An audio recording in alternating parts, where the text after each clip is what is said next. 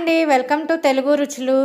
అందరు ఎలా ఉన్నారండి? నేను చాలా బాగున్నానండి. ఎప్పుడూ చేసే విధంగా కాకుండా బెండకాయ ఫ్రై కొంచెం డిఫరెంట్గా ఇలా ట్రై చేయండి, చాలా బాగుంటుంది. ముందుగా బెండకాయలన్నింటినీ కూడా కడిగి తుడిచి ఆరబెట్టుకోవాలి. ఆ తర్వాత ఒక పెనం తీసుకొని దాంట్లో 3 స్పూన్స్ శనగపిండి వేసుకోవాలి. వీటిని కొంచెం ఫ్లేమ్ తగ్గించుకొని దోరగా వేయించుకోవాలి. ఒక 2 మినిట్స్ వేయించుకొని తీసి ఒక గిన్నెలో వేసుకోవాలి. శనగపిండి మొత్తాన్ని కూడా వేసుకొని దాన్ని కొంచెం చల్లారినాక దీంట్లో 1/2 టీ స్పూన్ ఉప్పు, 1/2 టీ స్పూన్ పసుపు, 1/2 టీ స్పూన్ కారం, అలాగనే కొంచెం స్పైసీ కోసం కొంచెం ధనియాల పొడి 1/2 టీ స్పూన్ వేయాలి. ఇలాగ మసాలా దినుసులన్నీ వేసిన తర్వాత దీన్ని మొత్తాన్ని కూడా బాగా కలుపుకోవాలి.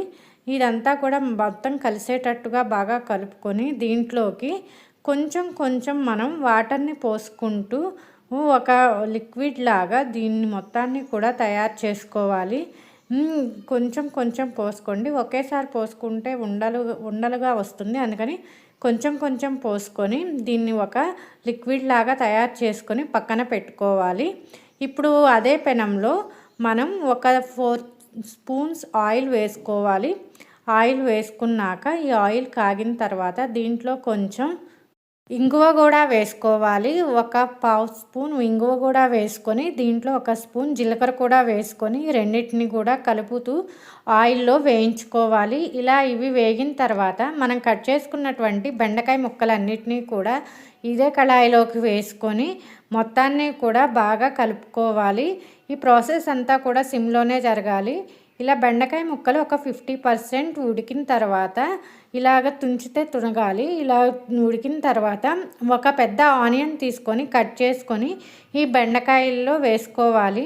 ఈ బెండకాయల్లో ముందే కనుక ఆనియన్స్ వేసుకుంటే జిగురు పట్టి ఈ కూర అంతా కూడా జిగురు జిగురు అవుతుంది. అందుకని కొంచెం 50% ఉడికిన తర్వాత ఆనియన్స్ వేసుకుంటే ఇలాగ పొడి పొడిగా ఉంటుంది కర్రీ అంతా కూడా. అలాగనే దీంట్లోకి ఒక స్పూన్ అల్లం వెల్లుల్లి పేస్ట్ వేసుకొని దీన్ని ఆయిల్లోకి బాగా కలుపుకోవాలి. ఆయిల్లోకి కొంచెం వేగిన తర్వాత కూర మొత్తంతో కూడా ఈ అల్లం వెల్లుల్లి పేస్ట్ని బాగా కలుపుకోవాలి.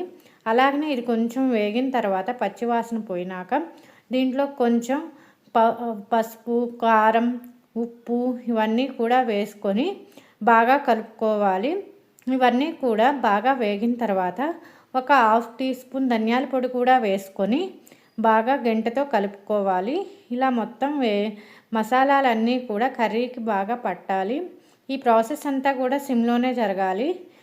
ఇలాగనే మొత్తం కూడా బాగా వేగిన తర్వాత మనం ఆల్రెడీ తయారు చేసి ఉంచుకున్నటువంటి లిక్విడ్ని ఈ కర్రీలోకి వేసుకోవాలి. ఇలా వేసుకొని దీన్ని మొత్తాన్ని కూడా కలుపుకోవాలి. ఫస్ట్ మీకు ముద్దగా వస్తుందండి, ఏం పర్లేదు. కొంచెం కలిపే కొద్దీ మొత్తం కూడా విడివిడిగా మొత్తం స్ప్రెడ్ అవుతుంది.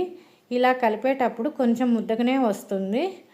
ఇలా వచ్చిన తర్వాత కాసేపు ఫ్లేమ్ తగ్గించుకొని ఉంచుకున్నప్పుడు ఇలా పొడి పొడిగా వస్తుంది. ఒక 2 నిమిషాలు మనం కలుపుతూ ఉంటే ఇదంతా కూడా విడివిడిగా వస్తుంది.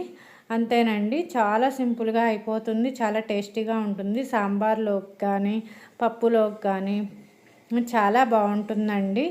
ఈ రోటీ పచ్చళ్ళలోకి కూడా సైడ్ డిష్గా చాలా బాగుంటుంది. మీరు కూడా ఒకసారి ట్రై చేయండి, మీకు కూడా నచ్చుతుంది. పిల్లలు కూడా ఎంతో ఇష్టంగా తింటారు. దీంట్లో చివరిలో మనం చిన్న నిమ్మకాయ దెబ్బ పిండి వేసుకుంటే ఆ టేస్ట్ చాలా డిఫరెంట్గా చాలా బాగుంటుందండి. ఫ్లేవర్ చాలా నచ్చుతుంది అందరికీ. అందుకని చివరిలో మిస్ కాకుండా నిమ్మకాయను కూడా పిండేసి ఒక్కసారి కర్రీ మొత్తాన్ని కూడా కలుపుకోండి. చివరిలో ఇంకా మనం కొత్తిమీరతో గార్నిష్ చేసుకోవటమేనండి. అంతేనండి, సింపుల్గా అయిపోతుంది. ఒకసారి ట్రై చేసి చూడండి. ఇది చాలా బాగుంటుంది, సాంబార్లోకి సైడ్ డిష్గా బాగుంటుంది. అలాగనే కర్రీస్లోకి కానీ రోటీస్లోకి కానీ అన్నిట్లోకి చాలా బాగుంటుందండి. పిల్లలు కూడా ఎంతో ఇష్టంగా తింటారు. ఒకసారి ఇలా డిఫరెంట్గా ట్రై చేసి చూడండి.